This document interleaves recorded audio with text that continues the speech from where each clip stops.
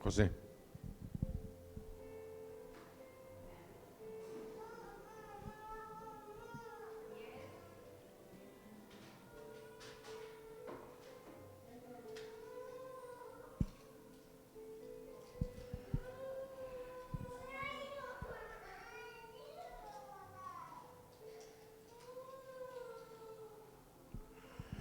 Bueno, vamos a continuar y vamos a pasar a nuestro mensaje el día de hoy. Vamos a orar. Padre, te damos gracias, Señor, porque tú estás en este lugar. Tú reinas aquí. Te damos gracias, Señor, porque podemos discernir en el Espíritu que tu presencia está presente. Y te damos gracias, Señor, porque podemos aprovechar este tiempo para recibir tu palabra, recibir tu mensaje, Señor. Y te damos gracias porque podemos comprender y entender cuál es el propósito que tienes para nosotros en este día. Gracias, Padre, por bendecirnos. Gracias, Padre, por tomarnos en la palma de tu mano. Y gracias, Señor, porque tu bendita palabra nos anima, nos exhorta, Señor. Nos enseña cada día a ser mejores cosas para ti y para tu obra. Y te damos gracias porque estamos unidos en un mismo espíritu, en un solo corazón. Gracias, Señor. Gracias te damos en el nombre poderoso de Cristo Jesús. Amén. Bueno, hoy vamos a hablar, hace 2 semanas estuvimos hablando del profeta Elías. Estuvimos viendo prácticamente pues la parte importante de su historia, de su vida, y nos dimos cuenta cómo Elías era un hombre predestinado por Dios. De hecho, la parte más importante que conocemos del profeta era que él venció a 450 profetas de Baal, de un dios pagano, que él venció y mató también a 400 profetas de la diosa Aserá. Entonces fue una de las obras maravillosas en la que Dios se manifestó y donde él fue el instrumento que el Señor usó. Pero esa no fue toda la vida de Elías. Después vemos cómo ante la amenaza de la reina Jezabel, esposa del rey Acab, por haber matado a todos sus subsidiados profetas paganos, Elías tiene que huir y tiene que esconderse de la presencia de esta reina malvada. Vemos cómo el Señor lo salva, lo cuida, lo protege, y el milagro más maravilloso es ver cómo el Señor le da instrucciones de que vaya al monte Horeb, el monte Sinaí, en donde él camina 320 kilómetros durante 40 días, con solo haberse alimentado el primer día. Entonces Dios le dio la fuerza, lo fortaleció para alcanzar esta instrucción, esta ordenanza de parte del Señor.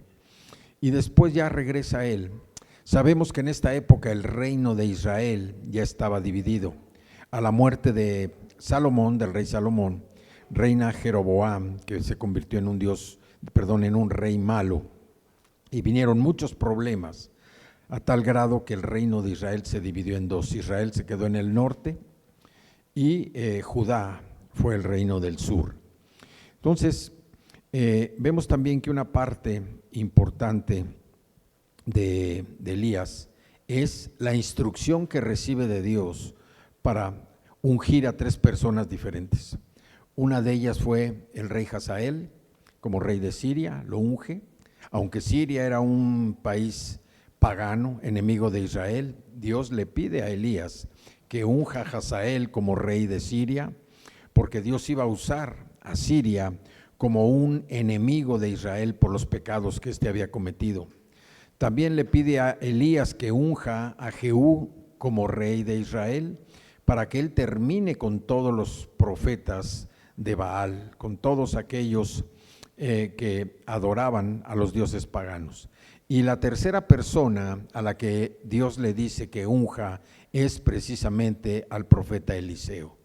A Eliseo, que era una persona tranquila, que era una persona que vivía en paz, era un agricultor, de una familia de agricultores, donde pues tenía todo, no tenía necesidad de nada. Y Elías lo unge también como el profeta que lo va a suceder. Dios ya le había dado la instrucción a Elías de que venía por él. Su tiempo como profeta se había terminado, su misión había sido cumplida y ahora él tenía que nombrar a un sucesor. Y creo que en la Biblia solamente encontramos a dos sucesores exitosos. Uno fue Josué, que sucedió a Moisés, con toda la carga que el Señor le dio para llevar al pueblo de Israel a la tierra prometida. Y el otro personaje que sucedió también, que fueron segundas manos y que Dios preparó, fue Eliseo para suceder al profeta Elías.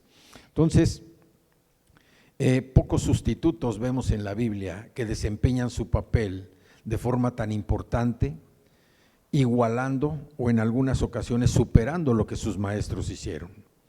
Pero esto fue la obra de Dios para ellos.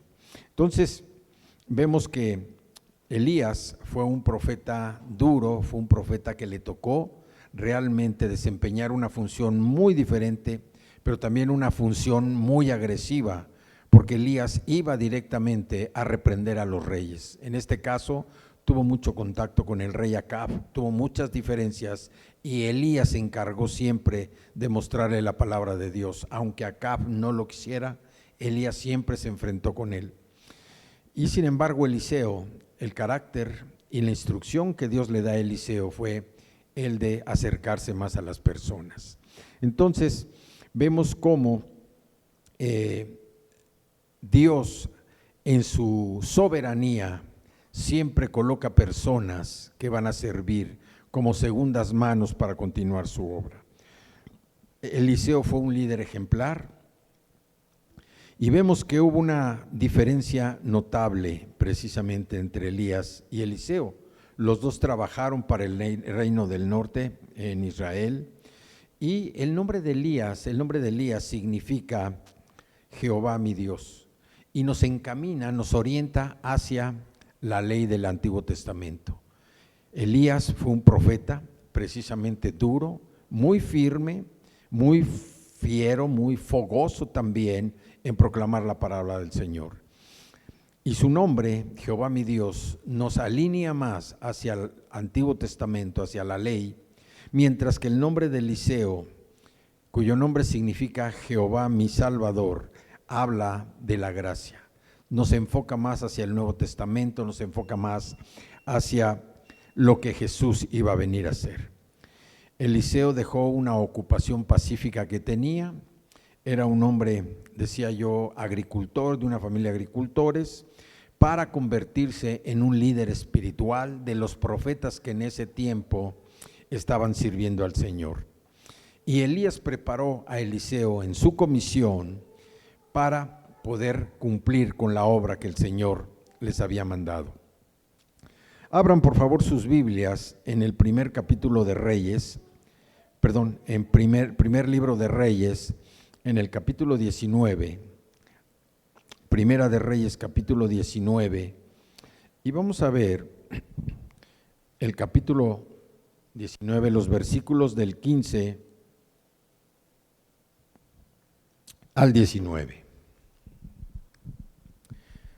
Y le dijo Jehová: ve, vuélvete por tu camino por el desierto de Damasco y llegarás, y ungirás a Hazael por rey de Siria. A Jehú, el hijo de Nimsi, ungirás por rey sobre Israel. Y a Eliseo, hijo de Safat, de Abel Meola, ungirás para que sea profeta en tu lugar. Aquí vemos cómo Dios ya le había dado la instrucción, ya le había dicho a Elías que su tiempo en esta tierra había terminado, su misión había sido cumplida. El versículo 17 dice: y el que escapare de la espada de Hazael, Jehú lo matará. Y el que escapare de espada de Jehú, Eliseo lo matará. Y yo haré que queden en Israel 7,000 cuyas rodillas no se doblaron ante Baal y cuyas bocas no lo besaron. Partiendo él de ahí, halló a Eliseo, hijo de Safat, que araba con 12 yuntas delante de sí, y él tenía la última. Decía que por este dato podemos ver que la familia de Eliseo era una familia que tenía riqueza.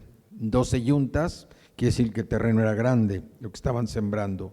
Dice: y pasando Elías por delante de él, echó sobre él su manto. Entonces, como vemos, Dios le pidió a Elías que eligiera a 3 personas diferentes. Uno, que era el castigo externo que iba a ser Hazael, a quien iba a ungir como rey de Siria. Siria se iba a convertir, o Dios iba a utilizar esta nación como enemigo de Israel para castigarlo por sus pecados. Era el castigo externo. A Jehú era el castigo interno. Elías lo ungió como rey de Israel para destruir a todos aquellos que adoraban al al Dios falso Baal. Y la tercera persona que Elías ungió fue Eliseo, el profeta que lo sucedería. La tarea concreta de Eliseo fue trabajar en Israel para hacer y ayudar a dirigir al pueblo de regreso a Dios. En ese entonces el reino del sur, Judá, estaba gobernado por Josafat, un rey dedicado a Dios. El versículo 19 nos dice: partiendo él de ahí, halló a Eliseo, hijo de Safat, que araba con 12 yuntas delante de sí, y él tenía la última, y pasando Elías por delante de él, echó sobre él su manto. El manto, la túnica, era el artículo más importante que una persona podía poseer, porque servía para varias cosas, pero lo más importante era una cobertura espiritual que le daba Dios a la persona que confiaba en el Señor. Se usaba principalmente para protegerse del clima, usaba también como lecho cuando tenían que quedarse a dormir, servía como lecho la misma túnica, el manto. Servía para sentarse y también servía como maleta para cargar cosas. Y podía darse como garantía de una deuda, podía servir también, era tan valioso lo que representaba el manto, la túnica, que podía darse como garantía por una deuda, o podía hacerse tiras, podía hacerse pedazos para mostrar el dolor, la tristeza, el pesar por algo. Dice que Elías puso su manto en los hombros de Eliseo para mostrar con esto que él sería su sucesor. Con estos datos nos damos cuenta que Eliseo ya conocía a Elías, ya sabía quién era. Elías había formado una serie de escuelas en Betel, en Jericó, que eran escuelas de profetas. Y ahí vemos cómo Eliseo ya conocía a Elías. Más tarde, cuando hubo terminada esta transmisión de poder, Elías dejó su manto, su túnica, precisamente para Eliseo. Vamos al segundo libro de Reyes, al capítulo 2, y vamos a leer del versículo 1 al versículo 9. Dice la Escritura: aconteció que cuando quiso Jehová alzar a Elías en un torbellino al cielo, Elías venía con Eliseo de Gilgal. Y dijo Elías a Eliseo: quédate ahora aquí, porque Jehová me ha enviado a Betel. Y Eliseo dijo: vive Jehová y vive tu alma, que no te dejaré. Descendieron pues a Betel. Y saliendo Eliseo, los hijos de los profetas que estaban en Betel, le dijeron: ¿sabes que Jehová te quitará hoy a tu señor de sobre ti? Y Eliseo dijo: sí, yo lo sé, pero cállense. Y Elías volvió a decir: Eliseo, quédate aquí, porque Jehová me ha enviado a Jericó. Y él le dijo: vive Jehová y vive tu alma, que no te dejaré. Vinieron pues a Jericó. Y nuevamente se acercaron a Eliseo los hijos de los profetas que estaban en Jericó, y le dijeron: ¿sabes que Jehová te quitará hoy a tu señor de sobre ti? Él respondió: sí, yo lo sé, callad. Y Elías le dijo: te ruego que te quedes aquí, porque Jehová me ha enviado al Jordán. Y él dijo: vive Jehová y vive tu alma, que no te dejaré. Fueron pues ambos. Y vinieron 50 varones de los hijos de los profetas, y se pararon delante a lo lejos.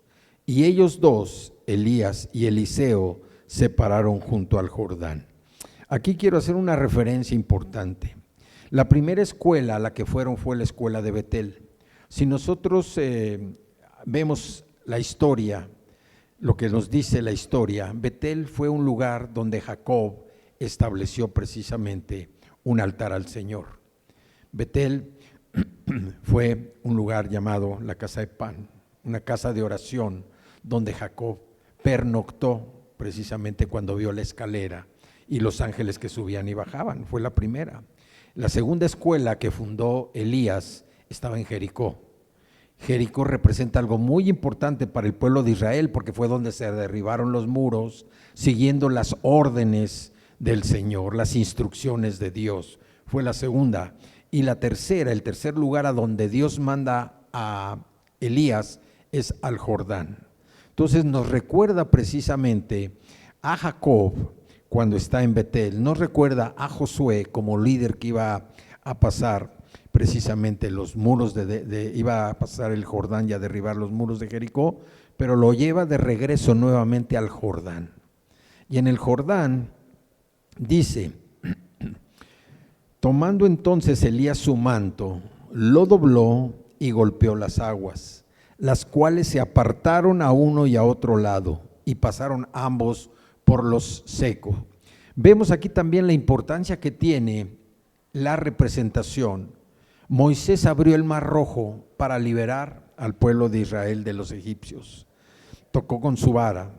Elías toca con su manto para abrir el Mar Rojo y que cruzaran Eliseo y Elías por una función especial que Dios tenía para llevarse al profeta Elías.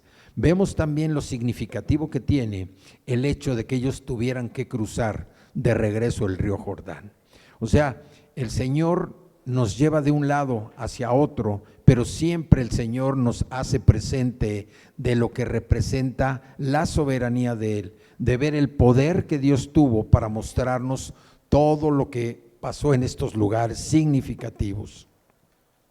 Cuando habían pasado, Elías dijo a Eliseo: pide lo que quieras que haga por ti. Vean el amor que tenía Elías por Eliseo, un amor tan grande, un amor de verdadera camaradería. Le dice: pide lo que quieras que haga por ti, antes que yo sea quitado de ti. Y dijo Eliseo: te ruego que una doble porción de tu espíritu sea sobre mí. Si vemos nosotros en este pasaje, es una de las frases más conocidas del profeta, de los profetas del Señor.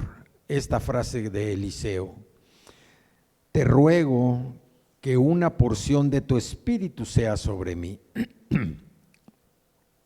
Decía yo que estos profetas, las escuelas de los profetas, hijos de profetas que estudiaban, era un conjunto de discípulos reunidos precisamente para aprender de un profeta reconocido, en este caso lo que era Elías, y ayudar a contener la marea de decadencia espiritual y moral que comenzó bajo el gobierno de Jeroboam, el rey que sucedió a Salomón.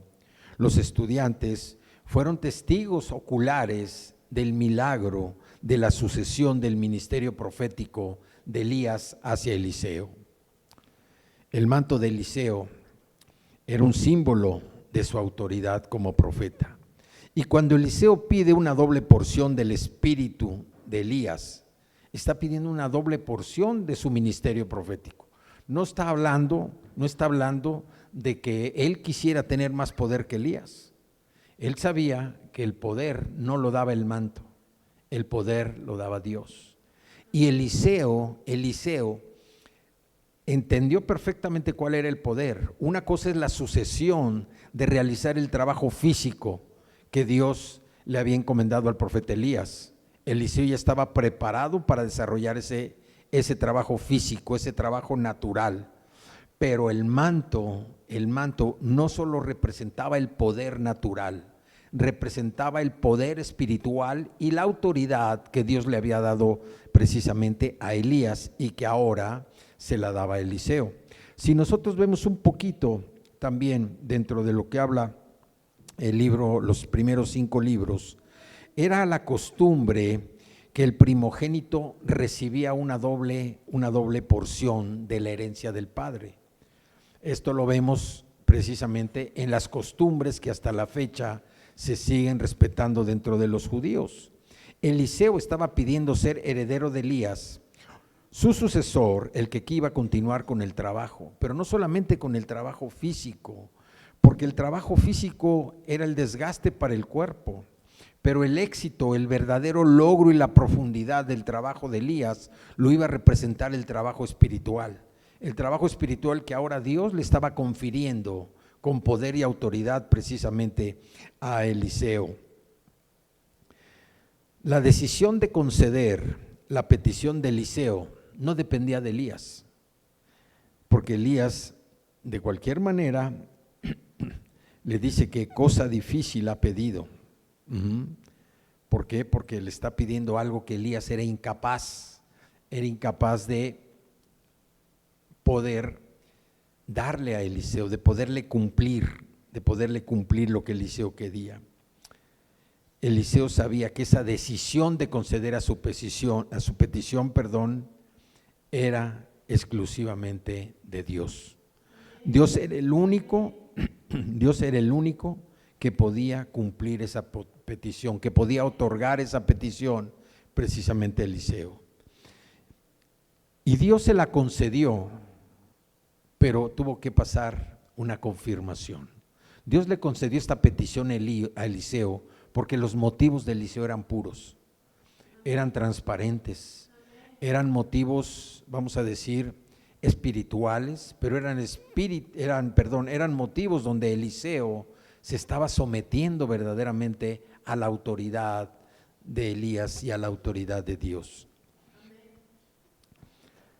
Su meta no era la de ser mejor o más poderoso que Elías. La meta de Eliseo era lograr un alcance mayor para Dios, continuar con el trabajo que Elías había hecho, pero no creerse superior a Elías. Por eso, si nuestros motivos son puros, si nuestros motivos son auténticos, son transparentes y originales, no debemos tener miedo de pedirle a Dios cosas grandes y poderosas. Debemos nosotros tener esa confianza, esa fe en que Dios nos ha llamado para hacer cosas grandes y poderosas cuando nuestros motivos son puros y transparentes, cuando verdaderamente estamos queriendo hacer lo que Dios quiere que nosotros hagamos.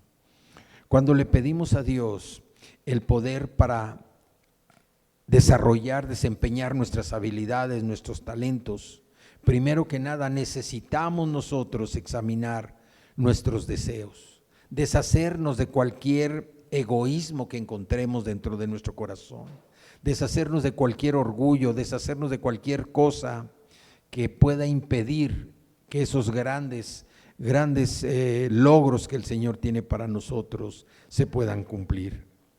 A fin de tener la ayuda del Espíritu Santo, debemos también estar dispuestos ¿a qué? A pedirlo.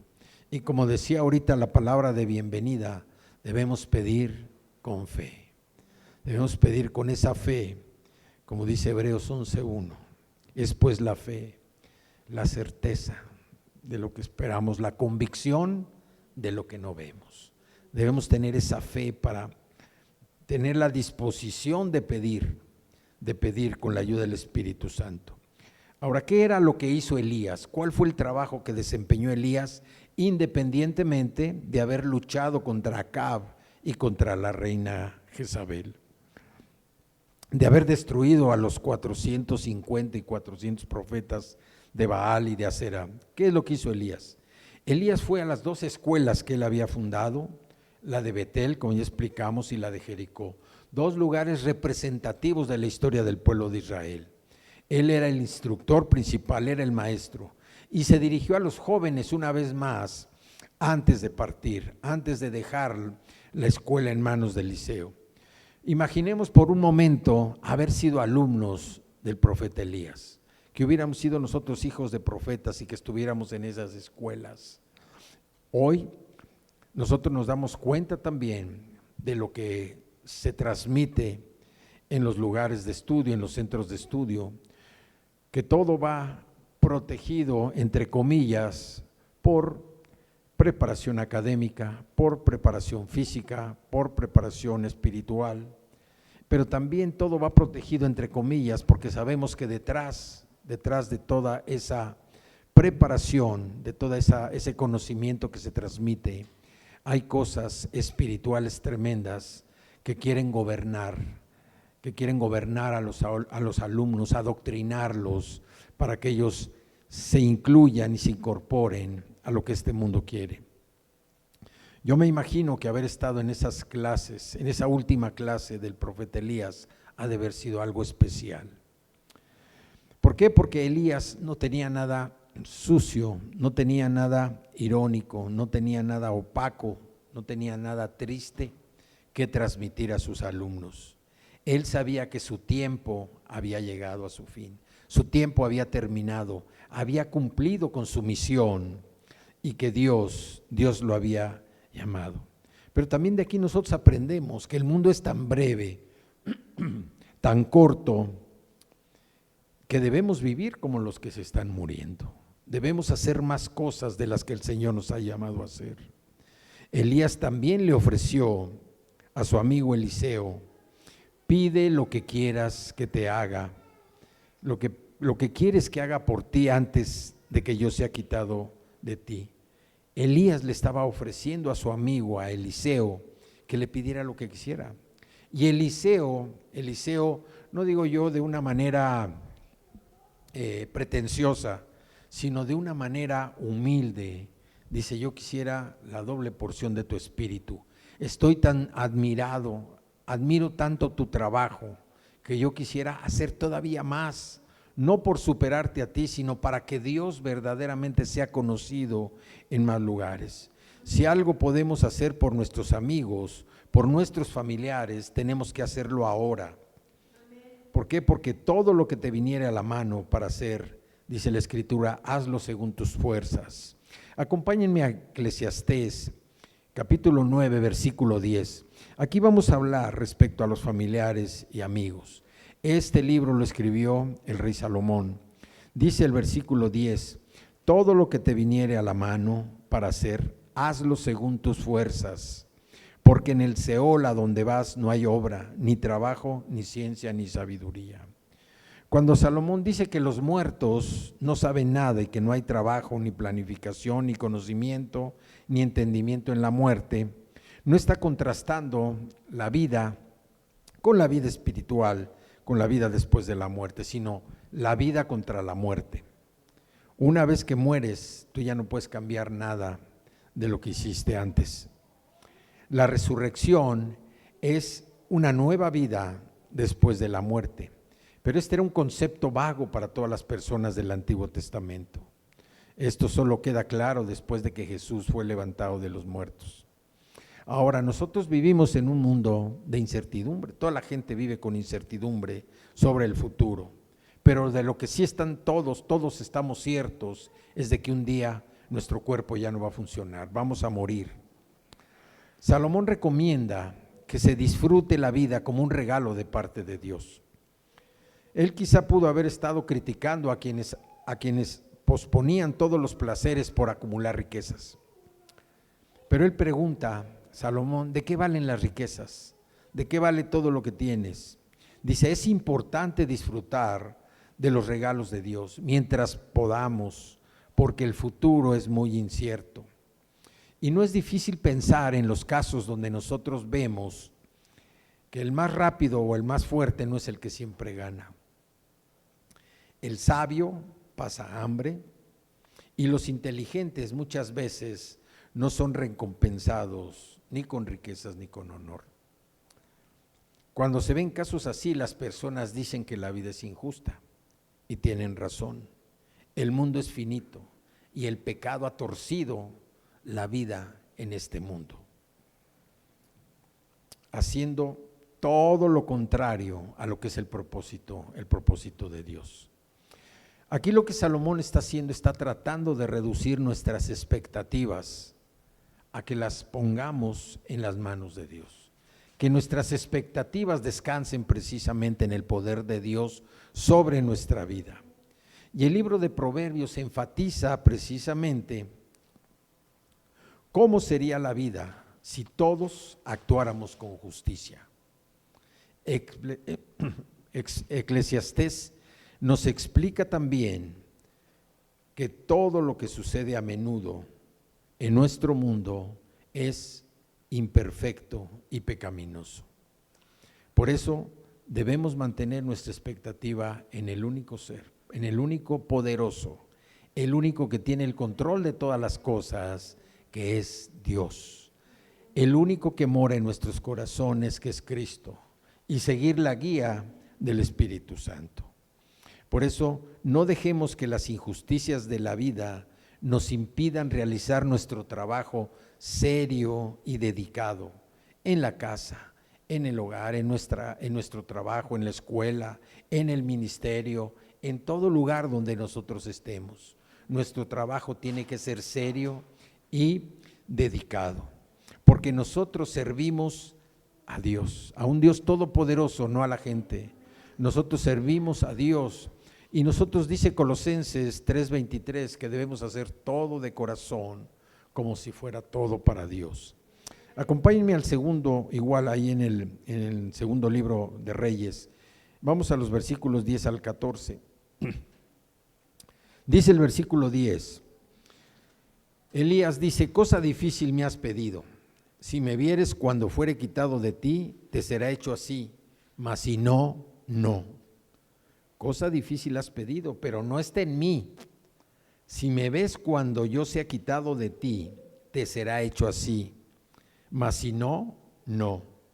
Y aconteció que yendo ellos y hablando, he aquí un carro de fuego, con caballos de fuego, apartó a los dos. Y Elías subió al cielo en un torbellino. Viéndolo Eliseo, clamaba: Padre mío, carro de Israel y su gente de a caballo. Y nunca más le vio. Y tomando sus vestidos, los rompió en dos partes. Estos vestidos son los de Eliseo, los rompió en dos partes. Alzó luego el manto de Elías que se había caído y volvió y se paró a la orilla del Jordán. Y tomando el manto de Elías que se había caído, golpeó las aguas y dijo: ¿dónde está Jehová, el Dios de Elías? Así que hubo golpeado del mismo modo las aguas, se apartaron a uno y a otro lado, y Eliseo pudo pasar precisamente en seco. Aquí sobresalen algunos puntos en este pasaje. Primero, podemos observar cómo Elías y Eliseo conversaban con una íntima camaradería mientras caminaban.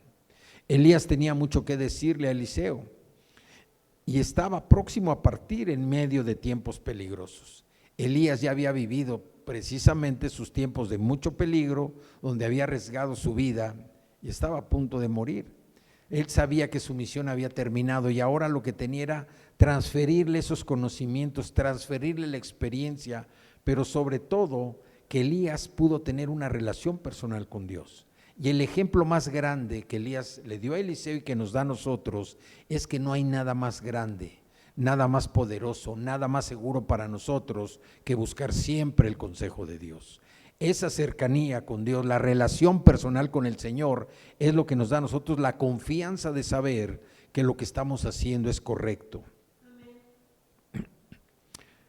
Sin dudas, Eliseo hizo muchas preguntas y recibió información sobre temas espinosos, temas difíciles.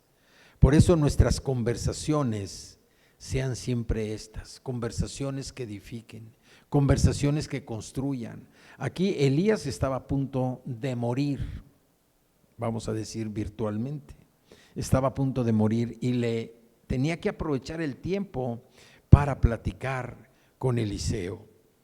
Por eso nuestras conversaciones deben ser como estas, estar hablando, y estará muy bien morir hablando siempre de las cosas grandiosas que Dios había hecho.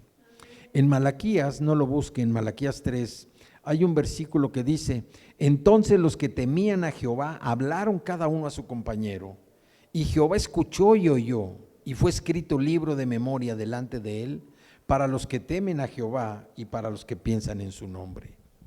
Entonces, como vemos aquí, Elías fue llevado a los cielos sin morir. Y fue la segunda persona en las Escrituras que tuvo esa experiencia. La primera persona, ¿se acuerdan quién fue? Fue Enoc. Enoc, ahí en Génesis 5 lo pueden buscar. Y vemos aquí cómo los profetas, los hijos de los profetas que estaban, no vieron a Dios llevarse a Elías, o quizá fue difícil para ellos creer lo que vieron. De cualquier caso, dice que fueron a buscar a Elías. Y esto lo que iba, al no encontrar una huella física de él, lo único que sucedió fue que ellos confirmaron lo que sucedió y fortaleció su fe. Dice el versículo 11 que Elías subió al cielo en un torbellino. Prepararnos para morir es lo más importante que nosotros debemos tener en cuenta y debemos hacerlo pronto.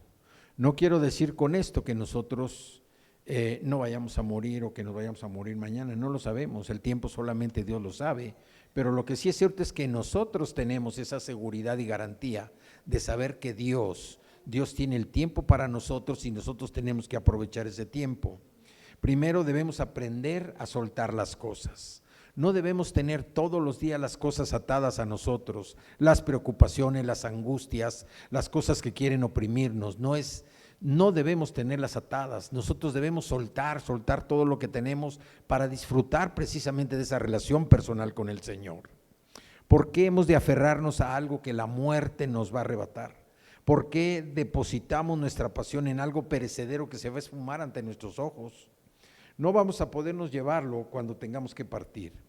Lo siguiente es revisar nuestra vida, revisar nuestro trabajo. Y si tenemos la sensación de que vamos a llegar al hogar celestial, debemos poner nuestras casas en orden, nuestra vida en orden primeramente.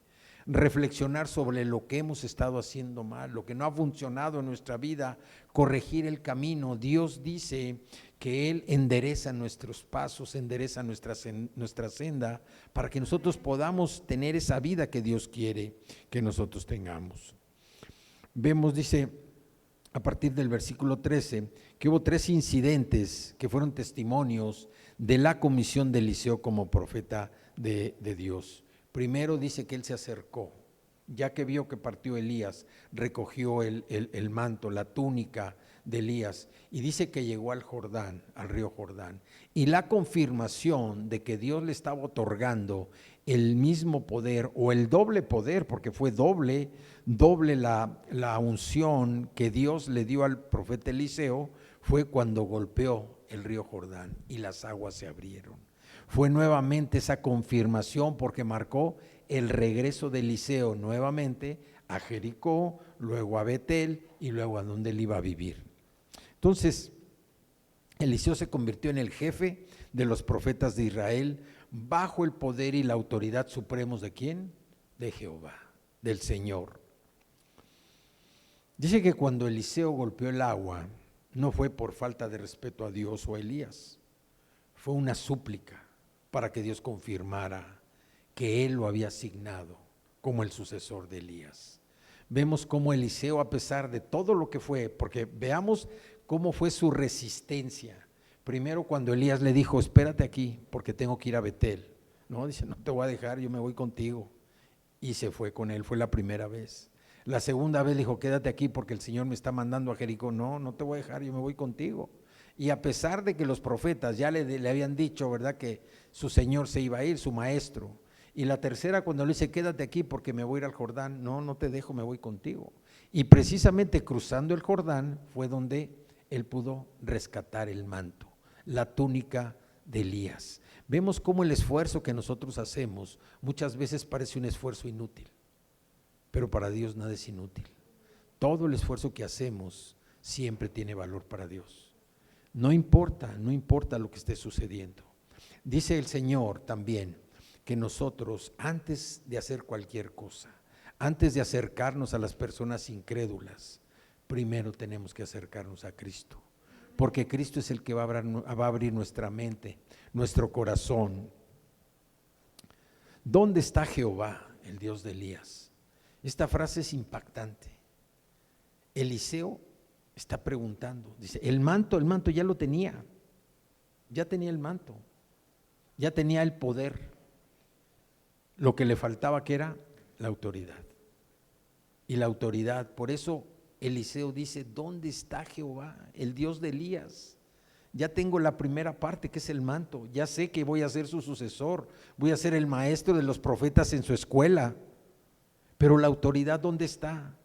Y entonces cuando golpea el río, que se abre, él confirma y dice, gracias Señor, porque ahora sé que tú me has designado como el verdadero sucesor del profeta Elías, con el poder y la autoridad de tu soberanía para cumplir la obra que tú tienes para mí.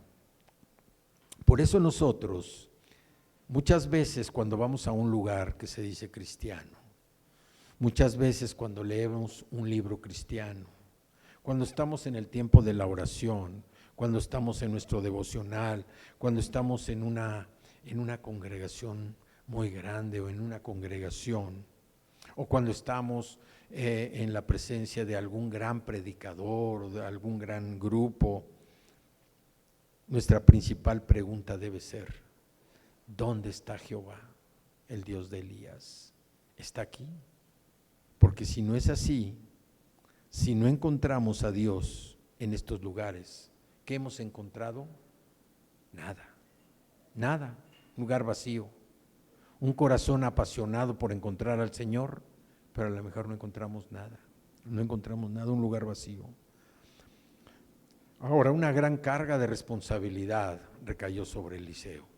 Él sabía lo que iba a hacer, porque él debió hacer lo que antes muchos no habían hecho, antes de ir tras los pasos de un gran profeta como fue Elías. Debía suceder al profeta de fuego, al hombre de Dios, a Elías. Eliseo tenía su manto y ya tenía una parte, pero ¿de qué le iba a servir el manto si no tenía también al Dios de Elías? ¿De qué le iba a servir? ¿De qué nos puede servir a nosotros saber tanto de la Biblia? ¿De qué nos puede servir a lo mejor tener tantas cosas si verdaderamente donde estamos no está Dios? Por eso la oración, el clamor de Eliseo era, aquí está el manto del profeta, pero ¿dónde está Jehová, el Dios de Elías? Y de esta pregunta nosotros aprendemos que al iniciar cualquier tarea o al enfrentar dificultades, lo primero que tenemos que hacer es buscar a Dios. Amén. Y buscar a Dios sabiendo lo que pedimos. Amén. No nada más pedir por pedir. Y también en la petición hay algo. Acompáñenme a Santiago, capítulo 4, versículo 2. Dice, codiciáis y no tenéis, matáis y ardéis de envidia, y no podéis alcanzar, combatís y lucháis, pero no tenéis lo que deseáis porque no pides. Siempre son dañinos los conflictos y las disputas entre hermanos, entre hijos de Dios. Santiago nos dice que esas rencillas son el producto de los malos deseos que luchan en nuestro interior. Todo surge del corazón, todo surge desde adentro. Dice la palabra que de la abundancia en el corazón habla la boca. Queremos más bienes, queremos más dinero, mejor nivel social, más reconocimiento. Y cuando nos empecinamos en satisfacer esos deseos, luchamos a fin de lograrlo. Y en lugar de apoderarnos con violencia de lo que anhelamos, debemos someternos primeramente a Dios, pedirle que nos ayude y someternos a deshacernos de nuestros deseos egoístas y a confiar en que Él nos dará lo que de verdad necesitamos. Amén. Santiago menciona los problemas más comunes en la oración. Es, primero, no pedir. O sea, no pedir. Dios nos dice que pidamos y como veíamos, tener la fe de pedir cosas grandes, no tener miedo a pedirlo. Entonces, no pedir las cosas equivocadas o pedir por cosas erróneas, cosas que no corresponden a lo que necesitamos. Después de todo, lo importante es platicar con Dios. ¿De qué platicamos? ¿De qué hablamos con Él? ¿Pedimos solo para que Dios satisfaga nuestros deseos? ¿O buscamos la aprobación de Dios en lo que ya planeamos hacer? Nuestras oraciones siempre llegan a tener poder cuando permitimos que Dios cambie nuestros deseos para que correspondan absoluta y perfectamente con su voluntad para nosotros. No hay nada malo tampoco en querer tener una vida placentera. ¿Por qué? Porque Dios nos ha dado dones, nos ha dado habilidades, nos ha dado talentos para disfrutarlos. Pero lo que sí debemos hacer es tener claro que lo que estamos haciendo no es para amistarnos, hacernos amigos del mundo. Porque hacernos amigos del mundo implica buscar placer a expensas de los demás o a expensas de obedecer a Dios. El placer que impide que agrademos a Dios es pecado, pero el placer que procede de la abundante generosidad de Dios es una bendición. El Salmo 104, los versículos del 1 al 4 nos confirman precisamente la soberanía de Dios. Dice: bendice alma mía Jehová. Jehová Dios mío, mucho te has engrandecido, te has vestido de gloria y de magnificencia. El que se cubre de luz como de vestidura, que extiende los cielos como una cortina, que establece sus aposentos entre las aguas, el que pone las nubes por su carroza, el que anda sobre las alas del viento, el que hace a los vientos sus mensajeros y a las flamas de fuego sus ministros. Elías era una flama de fuego, porque era ministro de Dios, era el profeta del Señor, era un mensajero y era una llama de fuego ardiente. Este pasaje se complementa en Hebreos, en el Nuevo Testamento, en Hebreos capítulo 1, versículos 6, 7, donde dice: y otra vez, cuando introduce al primogénito en el mundo, dice: adórenle todos los ángeles de Dios. Ciertamente de los ángeles dice: el que hace a sus ángeles espíritus y a sus ministros llama de fuego. Aquí sí nos hace este pasaje nos habla de dos cosas. Primero, el primogénito de Dios es Jesucristo. Pero en las familias judías, como decíamos hace un momento, el hijo primogénito mantenía el lugar de más alto privilegio en la familia, porque él recibía doble porción de la herencia que los demás.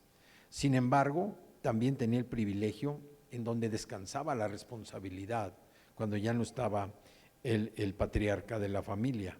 Entonces nosotros hoy entendemos que el primogénito de nosotros fue Jesucristo. Jesucristo es superior a cualquier ser creado. Él es el Señor que gobierna nuestros corazones o que debe gobernar nuestros corazones. Él es el que transforma nuestros corazones por el poder, el amor, la gracia y la misericordia que tiene sobre nosotros.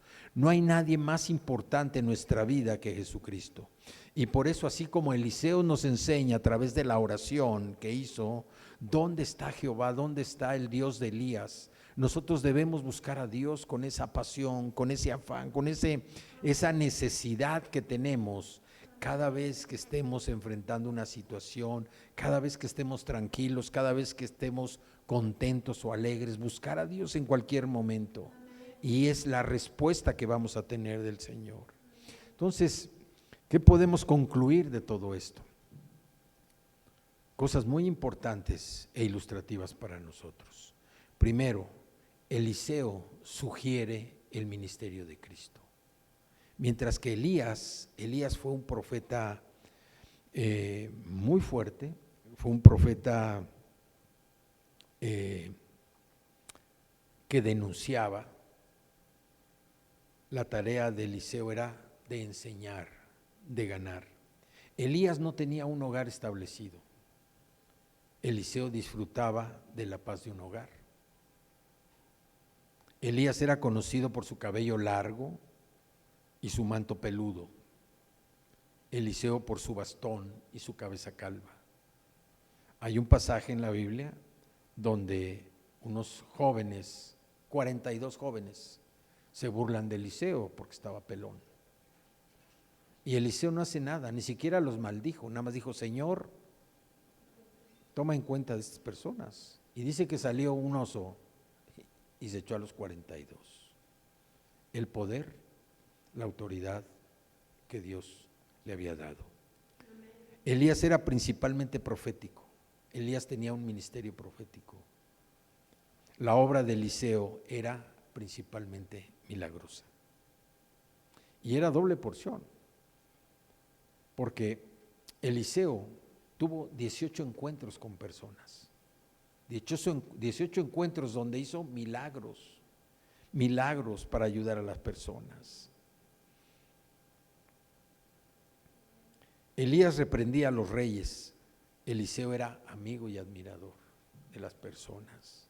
Elías era un mensajero de la venganza de Dios, Eliseo era un mensajero de la misericordia y la gracia de Dios. Elías era fiero, fogoso, enérgico. Eliseo era gentil, comprensivo, sencillo.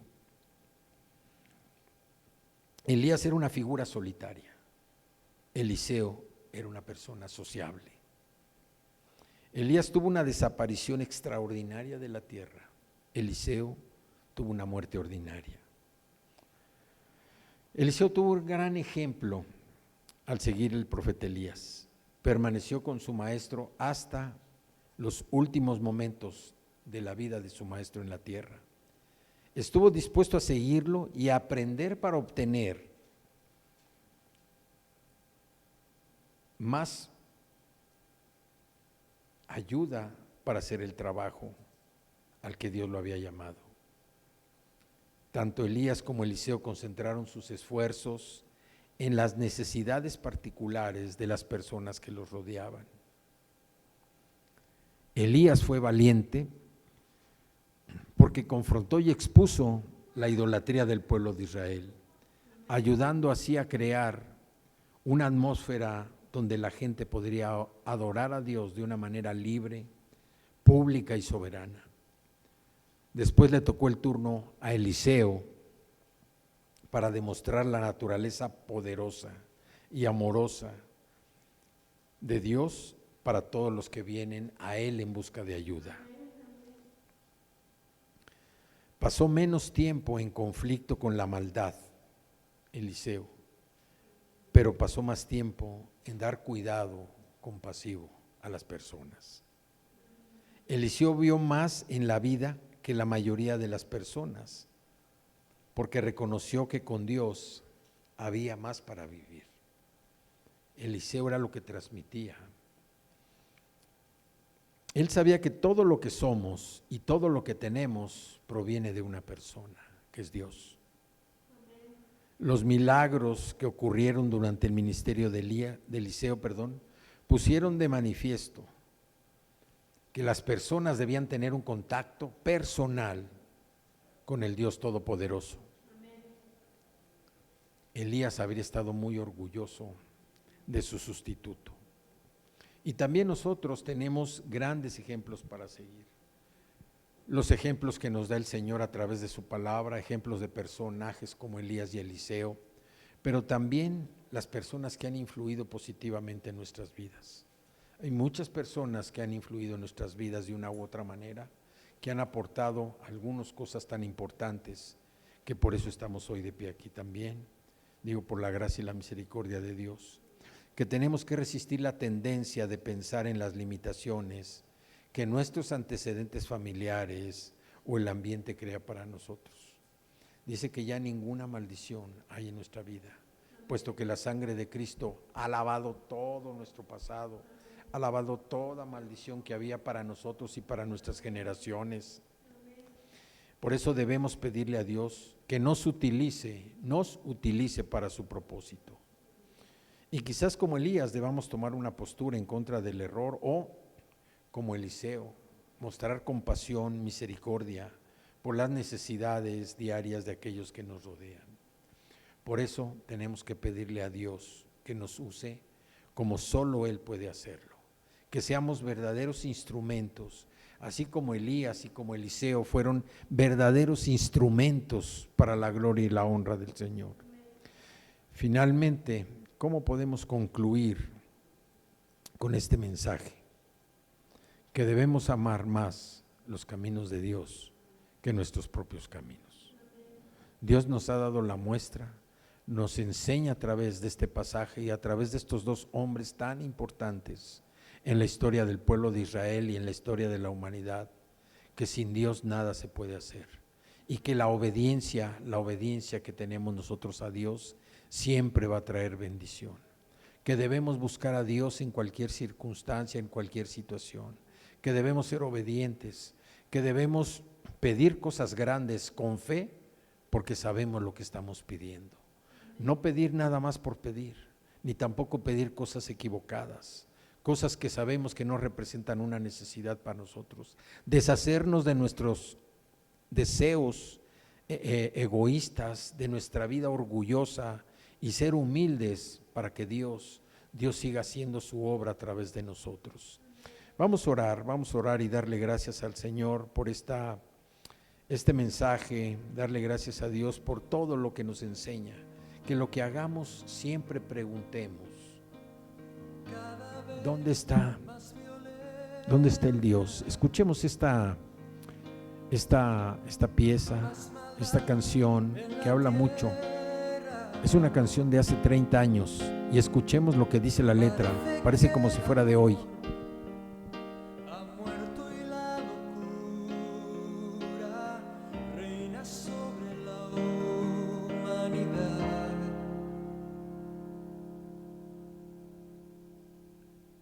Jóvenes acabados, niños abandonados,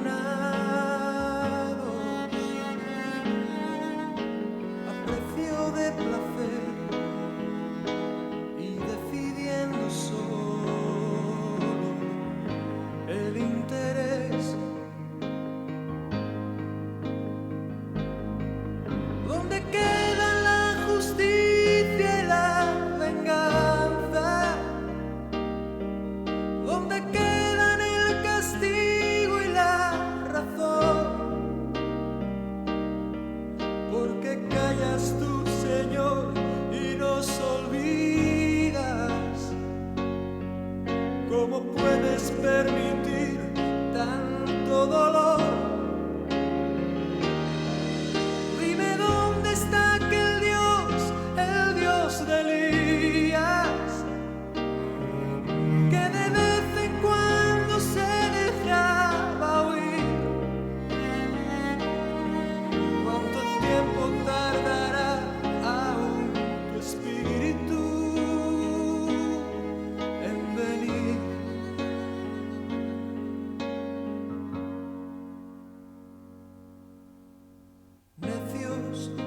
Como niños, torpes cachorrillos, como nos gusta jugar y nos gusta preguntar aquello que hace tiempo sabemos ya.